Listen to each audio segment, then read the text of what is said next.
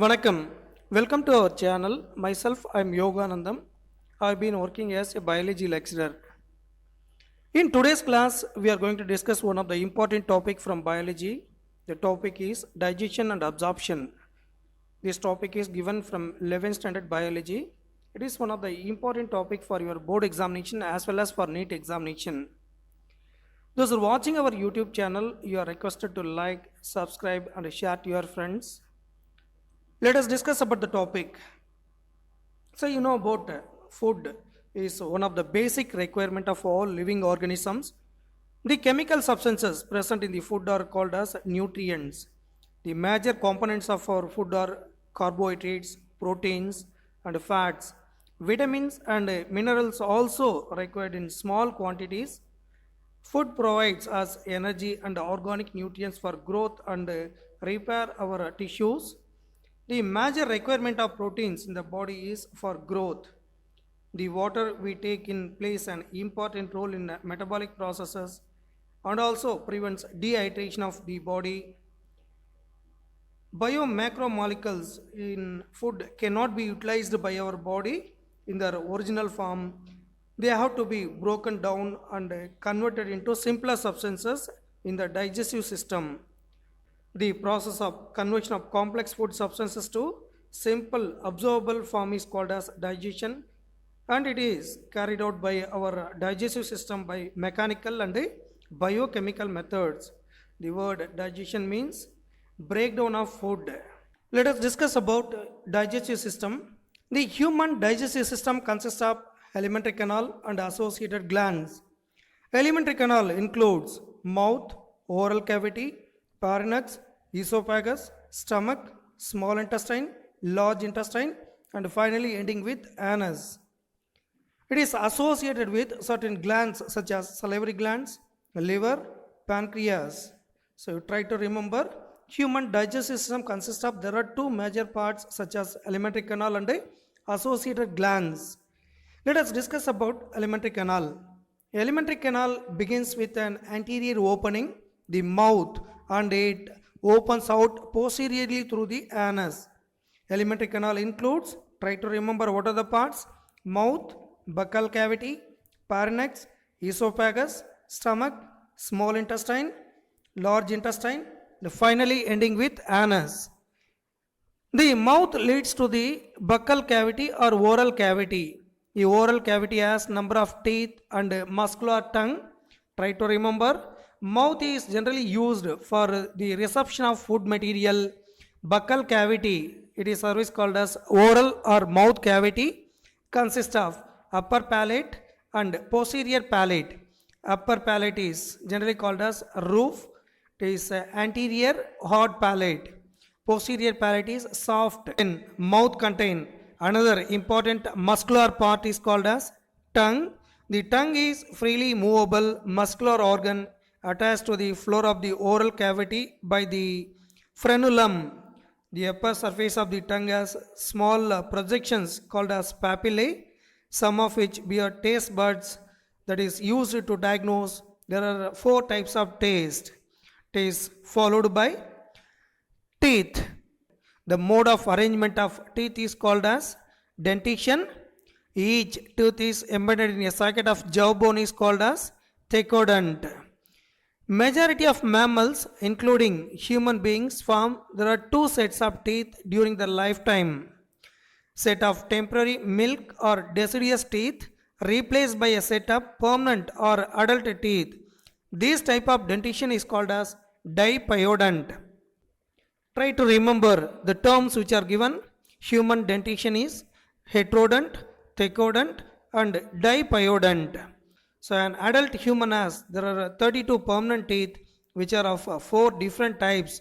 Heterodont dentition, namely incisors, canines, premolars and molars. So you try to remember human tooth is generally called as heterodont. Heterodont mean different kinds of teeth such as incisors, canines, premolars and molars. Premolars and molars together called as cheek teeth because of they have cusps. Thecodont teeth are placed in a jaw of socket is called as thecodont. Then what do you know about dipyodont? Teeth appear twice in lifetime.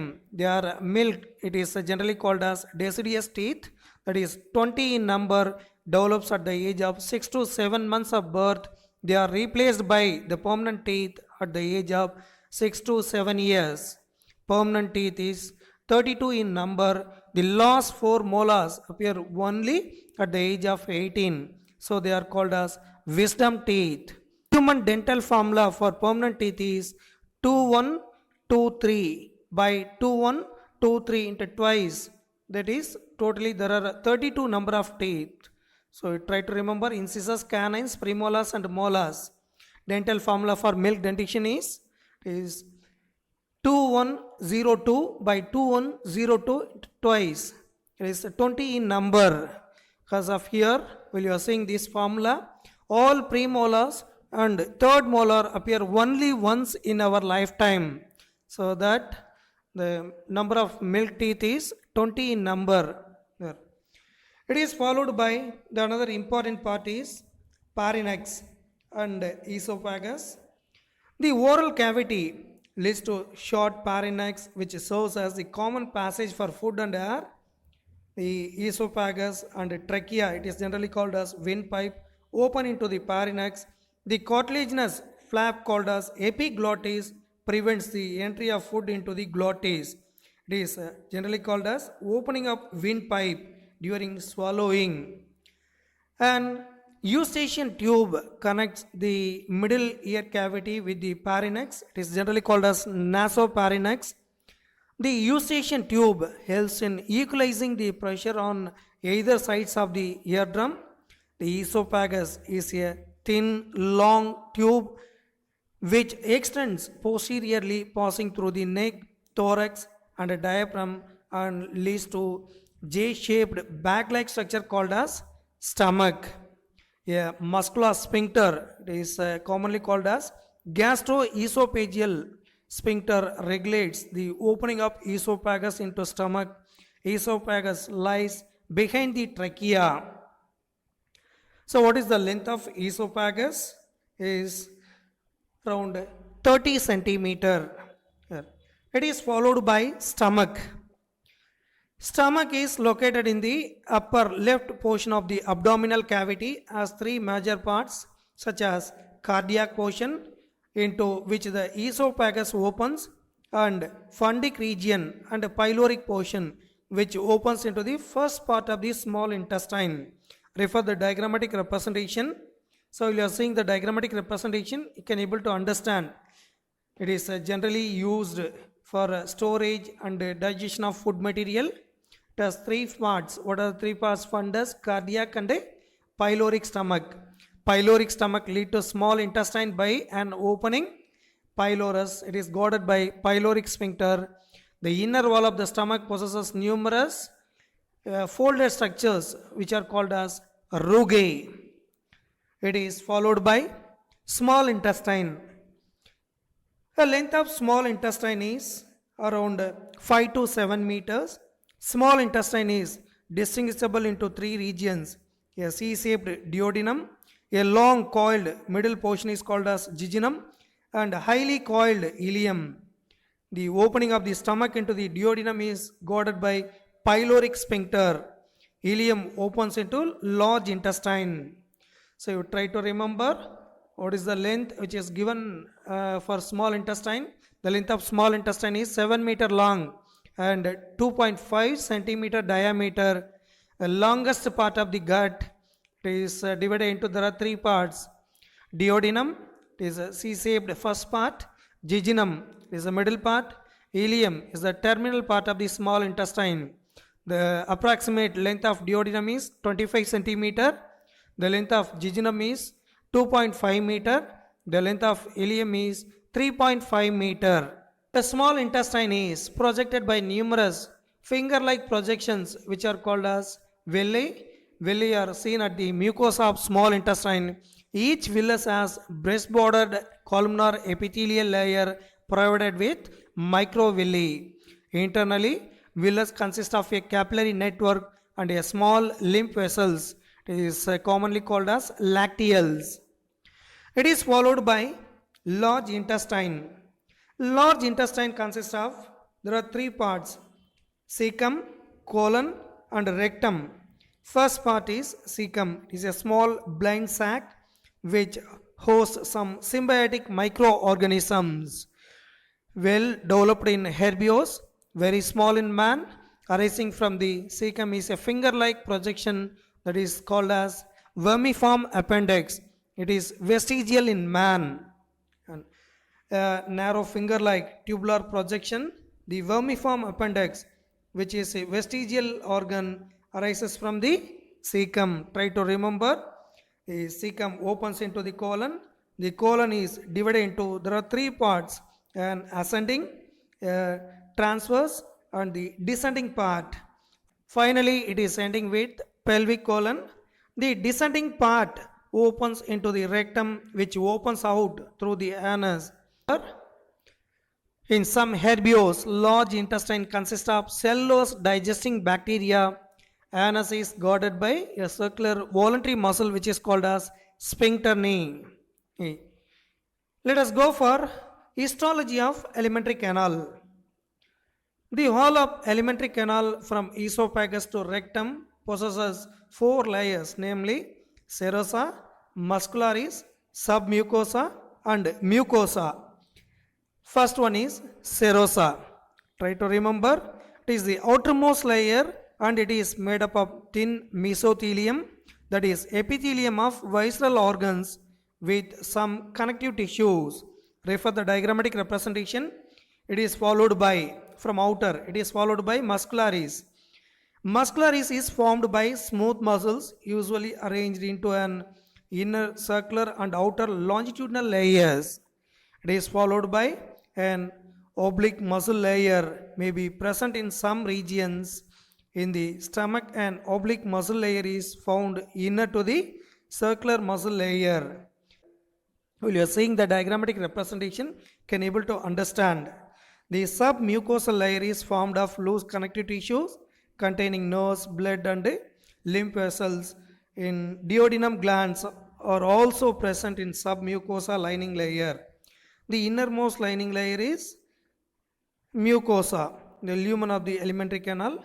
The layer forms irregular folds called as rugae in the stomach and small finger-like foldings which are transverse folds called as villi in small intestine. Villi are absent in stomach. Alimentary canal followed by digestive glands. The glands which are associated with our alimentary canal are called as digestive glands. The digestive glands associated with alimentary canal include the salivary glands, liver, and the pancreas. Let us discuss one by one. First one is salivary gland. Saliva is mainly produced by, there are three pairs of salivary glands such as parotids, submaxillary or submandibular. It is located towards lower jaw, and sublinguals. This gland is located below the tongue. These glands situated just outside the buccal cavity secrete salivary juice into the buccal cavity. So you try to remember what are the three pairs of salivary glands. Which one is largest, which one is smallest, that also you try to remember. Parotid gland is largest salivary gland. Sublingual gland is the smallest salivary gland. Parotid gland is otherwise called as Stenson's duct. Submaxillary gland is otherwise called as Wharton's duct. Sublingual gland is otherwise called as ducts of Rivinus. Try to remember the other names of salivary glands. Salivary gland secrete saliva. Saliva contain nearly 99.5% water, mucin, enzymes like salivary amylase, it is otherwise called as ptyalin, and lysozyme, and electrolytes which are such as sodium, potassium, chlorine, bicarbonates, etc. It is followed by the another important gland is gastric gland. What do you know about a gastric gland? The mucosa of stomach has gastric glands or cardiac glands. Gastric glands have three major types of cells, namely mucosa neck cells, which secrete mucus.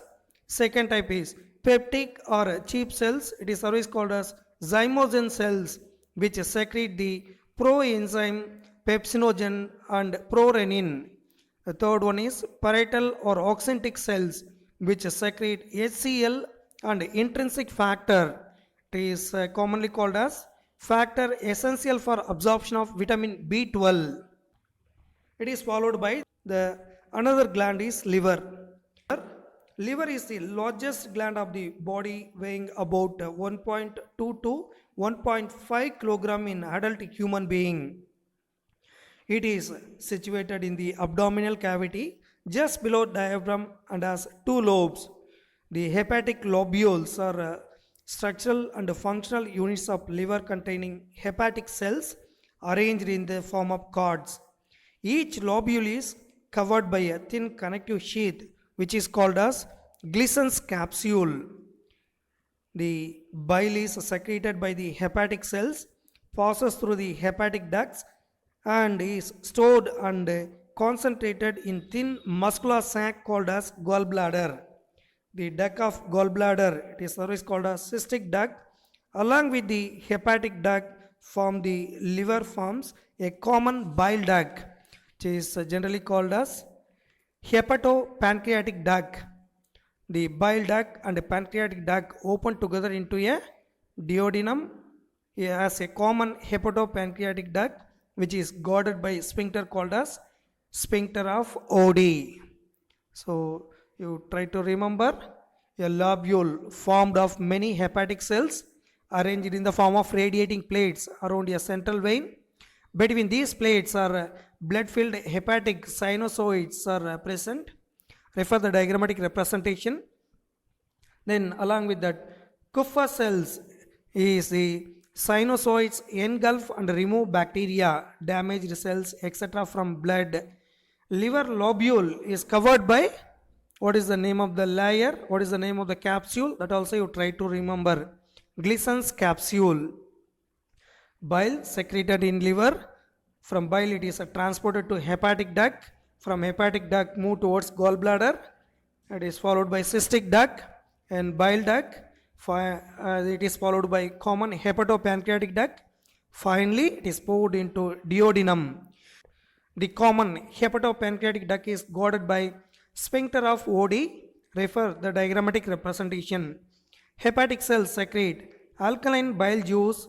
Bile has no enzyme, try to remember, but contains bile pigments with bilirubin and biliverdin, bile salts, cholesterol and phospholipids. It is followed by the another important gland is pancreas. Let us discuss about pancreas. Pancreas is a second largest gland seen near duodenal loop. It is a cream colored heterocrine gland. It has both exocrine and endocrine. Endocrine part is commonly called as islets of Langerhans. The exocrine part has a pancreatic duct that opens into duodenum along with the bile duct. It is generally called as hepatopancreatic duct. Try to remember, the pancreas is a compound, both exocrine and endocrine gland, elongated organ situated between the limbs of C-shaped duodenum. The exocrine portion secrete an alkaline pancreatic juice containing enzymes. What are the different types of enzymes that given very clearly? Enzymes such as trypsinogen, chymotrypsinogen and procarboxypeptidases, amylases, lipases and nucleases. Endocrine portion secretes hormones such as insulin and glucagon. The endocrine part of the pancreas is commonly called as islets of Langerhans. See the diagrammatic representation that contain there are three types of cells: alpha cells, beta cells and delta cells. Alpha cells secrete glucagon, beta cells secrete insulin, delta cells secrete somatostatin. So refer the diagrammatic representation. They are given very clearly. Exocrine and endocrine part of the pancreas. Pancreas followed by intestinal glands. Intestine itself contains some glands. Are given some tubular glands that are broadly divided into two types. Crypts of Lieberkühn consist of mucus secreting goblet cells and enzyme secreting Paneth cells. Already we have discussed about that. Try to remember. Brunner's gland. It is otherwise called as a duodenal gland. Confined to the submucosa of duodenum, secrete mucus only. Intestinal glands secrete alkaline intestinal juice. It is commonly called as succus entericus. It contains enzymes such as maltase, lactase, sucrase, dipeptidase, lipases, nucleotidases, nucleosidases, etc. The bicarbonate and mucus provide alkaline medium and protect intestinal mucosa. That already we have discussed. You try to remember. Let us go for another important topic, digestion of food. The process of digestion is accomplished by mechanical and chemical processes. The buccal cavity performs, there are two major functions such as mastication of food and facilitation of swallowing. The teeth and the tongue with the help of saliva masticate and mix up the food thoroughly. Mucus in saliva helps in lubricating and adhering the masticated food particles into a bolus. The bolus is then conveyed into the pharynx and then into the esophagus by swallowing or deglution. The bolus further passes down through the esophagus by successive waves of muscular contraction called as peristalsis. The gastroesophageal sphincter controls the passage of food into the stomach. Then the saliva secrete into the oral cavity contains electrolytes such as sodium, potassium, chlorine bicarbonates and enzymes, salivary amylase and lysozyme. The chemical process of digestion is initiated in the oral cavity by the hydrolytic action of the carbohydrate splitting enzyme, the salivary amylase. It is otherwise called as ptyalin. About 30% of starch is hydrolyzed here by the enzyme. At the optimum pH level is 6.8 into disaccharide maltose. That is starch broken into maltose by the action of salivary amylase. Lysozyme present in saliva act as an antibacterial agent that prevents infections. Let us discuss about digestion in stomach. You try to remember, already we have discussed about gastric juice. The mucosa of stomach has gastric glands or cardiac glands. Gastric glands have, there are three major types of cells, namely mucous neck cells which secrete mucus, peptic or cheap cells, it is always called as zymogen cells which secrete proenzyme pepsinogen and prorenin, and parietal or oxyntic cells secrete HCl and intrinsic factor. It is generally called as a factor essential for absorption of vitamin B12. You know, stomach stores food material around 4 to 5 hours. The food mixes thoroughly with acidic gastric juice of stomach by churning movements of its muscular wall, and it is called as chyme. The proenzyme pepsinogen on exposure to hydrochloric acid gets converted into an active enzyme pepsin. The proteolytic enzyme of the stomach, pepsinogen is converted into pepsin by the action of HCl. Then pepsin converts proteins into proteases and peptones. It is generally called as peptides. Pepsin initiate protein digestion. Try to remember the equation. Proteins are converted into, that is broken into proteases and peptones by the action of pepsin. There, you know, the pH range, they are given 1.8. So this process taken place at the range of pH value 1.8. The mucus and bicarbonates present in the gastric juice play an important role in lubrication and protection of the mucosal epithelium from excoriated by the highly concentrated hydrochloric acid. HCl provide the acidic pH value, that is range 1.8 optimal for pepsins. Renin is a proteolytic enzyme found in the gastric juice of infants, which help in the digestion of milk proteins. A small amount of lipases are also secreted by gastric gland. Now, lipases act on lipids. The gastric lipase hydrolyzes a small amount of lipids. Then what will happen? Chyme is mixed with Succus centricus, pancreatic juice and bile juice. Pancreatic juice and bile juice reach the duodenum through hepatopancreatic duct. So you try to remember the digestion in small intestine. Various types of movements are generated by the muscularis layer of the small intestine. These movements help through mixing up of the food with various secretions in the intestine and thereby facilitate digestion. The bile, pancreatic juice and the intestinal juice are the secretions released into the small intestine. The pancreatic juice and bile are released through the common duct, which is called as hepatopancreatic duct.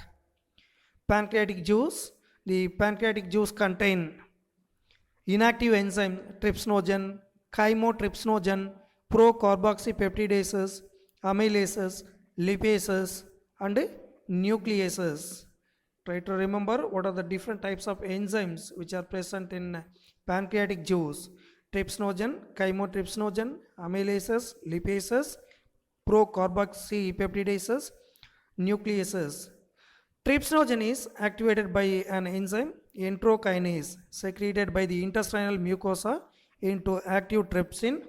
Refer the equation which is given very clearly. How does the trypsinogen is converted into trypsin? By the action of enterokinase, which in turn activates the other enzyme in pancreatic juice. Chymotrypsinogen is converted into chymotrypsin by the action of trypsin. Then procarboxypeptidase converted into carboxypeptidase by the action of trypsin. Protein, proteases and peptones, that is partially hydrolyzed proteins in the chyme reaching the intestine and acted upon by the proteolytic enzyme of pancreatic juice as given below. Try to remember the equations.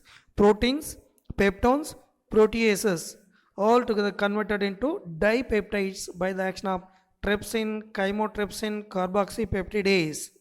Yes.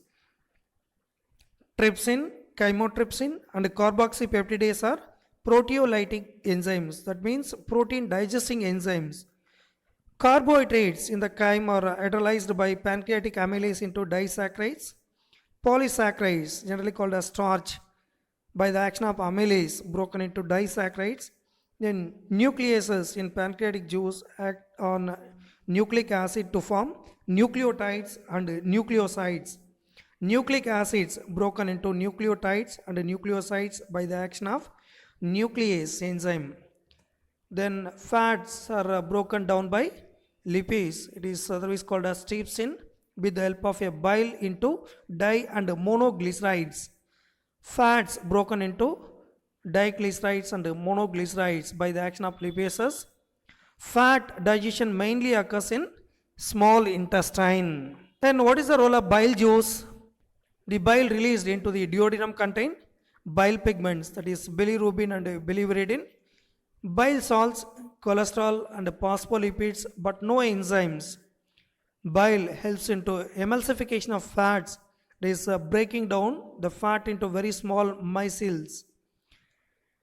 Then intestinal juice. What do you know about intestinal juice? The intestinal mucosal epithelium has goblet cells which secrete mucus.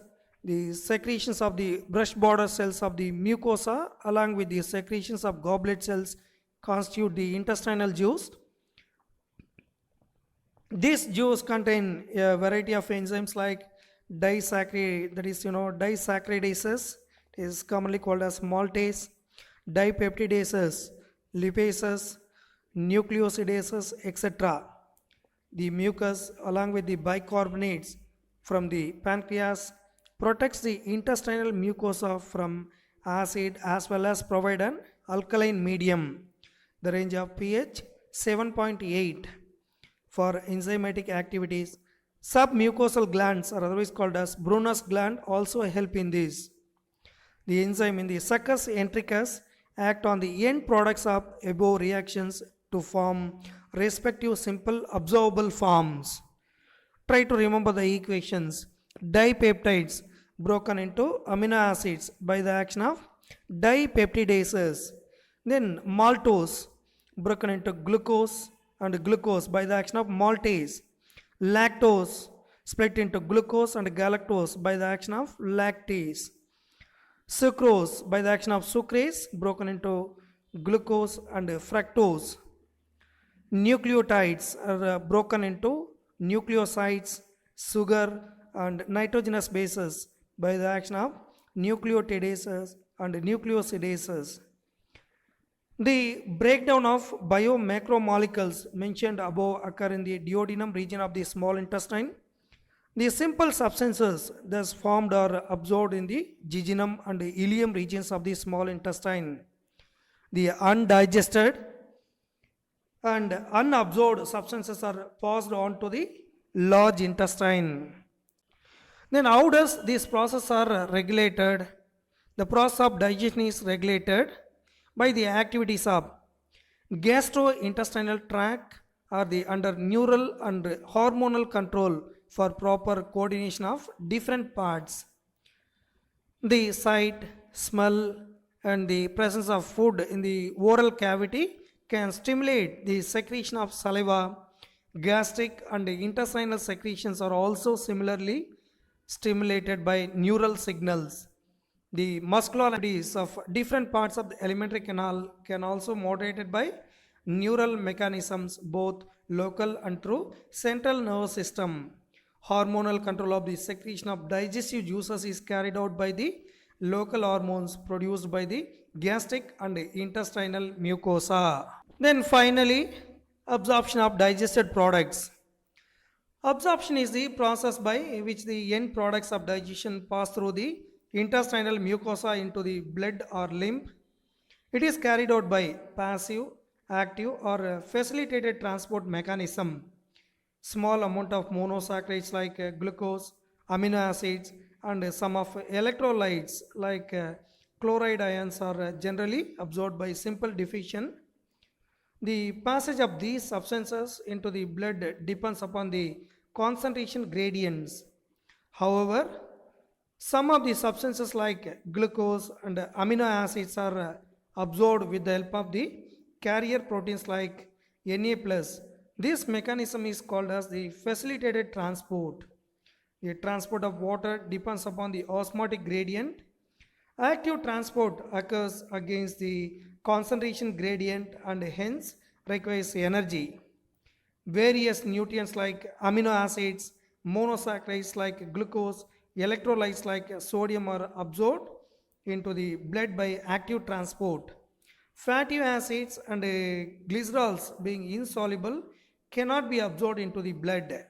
They are first incorporated into small droplets called as micelles which move into the intestinal mucosa.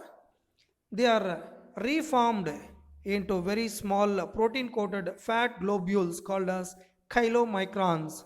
A service called as triglycerides which are transported into lymph vessels, that is service called as lacteals in the villi. These lymph vessels ultimately release the absorbed substances into the bloodstream. Absorption of substances takes place in different parts of the alimentary canal like mouth, stomach and small intestine. However, the maximum absorption occur in small intestine. Most of the water is absorbed in large intestine. The absorbed substances finally reach the tissues which utilize them for their activities. This process is called as assimilation. The digestive waste solidified into coherent facus, that is metabolic waste in the rectum, initiate a neural reflex causing an urge or desire for removal.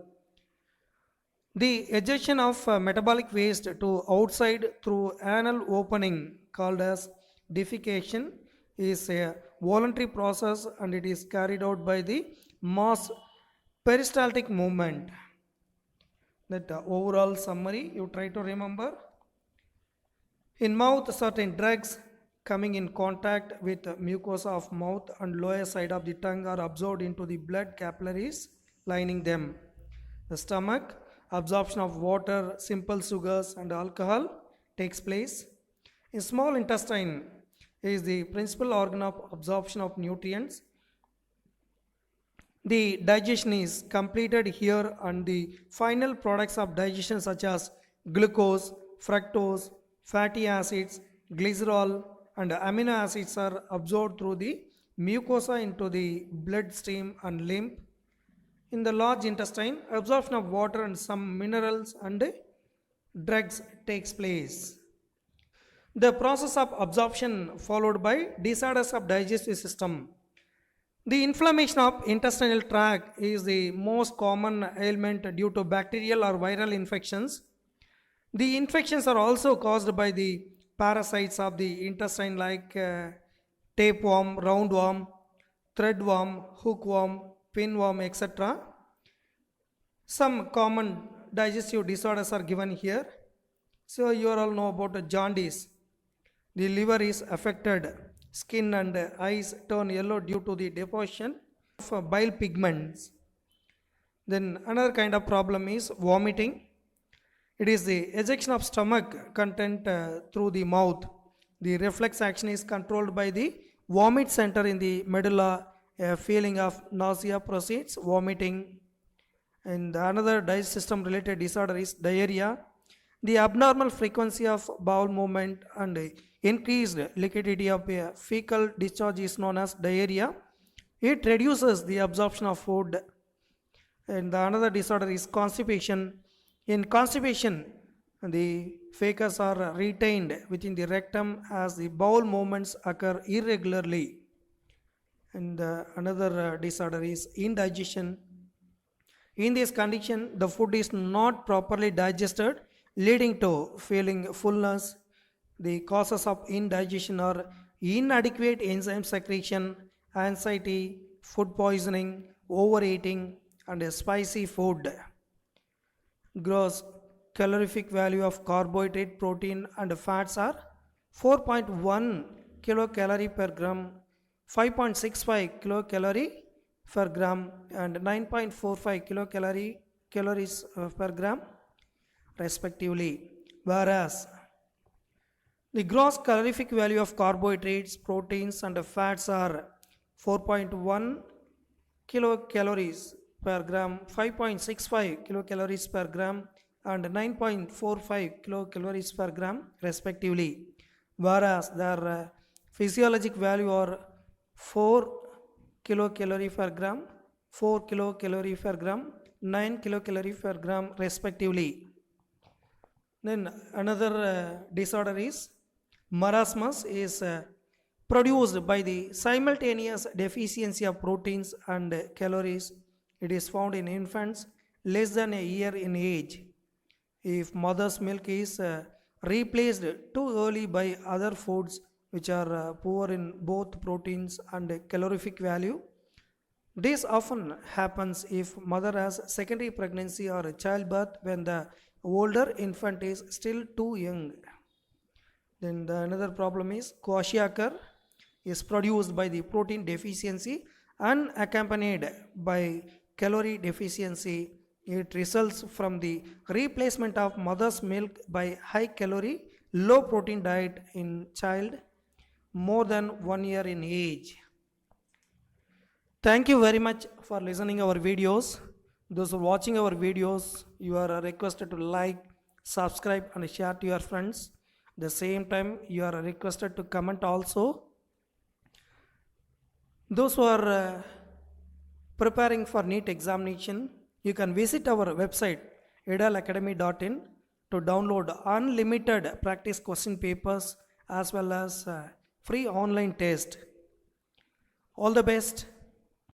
Like பண்ணுங்கள், share பண்ணுங்கள், comment பண்ணுங்கள், subscribe பண்ணுங்கள். நன்றி, வணக்கம்.